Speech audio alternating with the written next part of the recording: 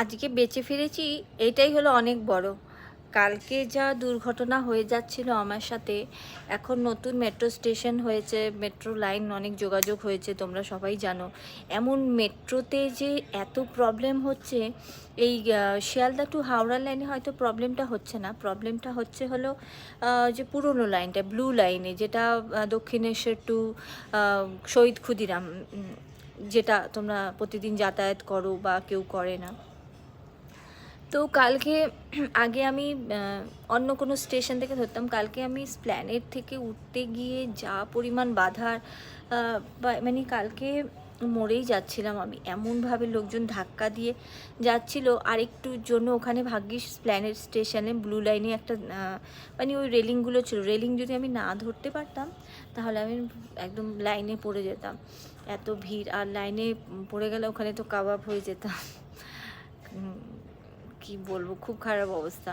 তারপর প্রত্যেকটা মানে প্রথমে মেট্রোটা ছেড়ে দিলাম, 20 মিনিট গেল, তার বাদে একটা মেট্রো আসলো।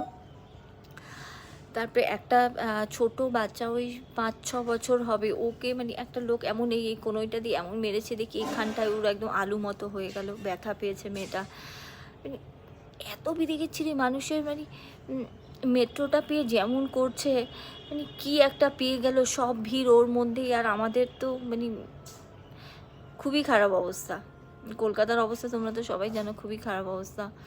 দিদি ঠিকই বলেছে যে তোমরা সরি, চাকরি না পেয়ে চপের দোকান দাও, চায়ের দোকান দাও, তাই করতে হবে ভাবছি, সেটাই বেস্ট আছে। এইভাবে জার্নি করতে আমি একদম পাচ্ছি না, মানে এত শরীর খারাপ লাগছে। আজকে আমার ডিউটি আসতে আমার আমি পারছি না আমি কিছু করতে, এত শরীর খারাপ লাগছে।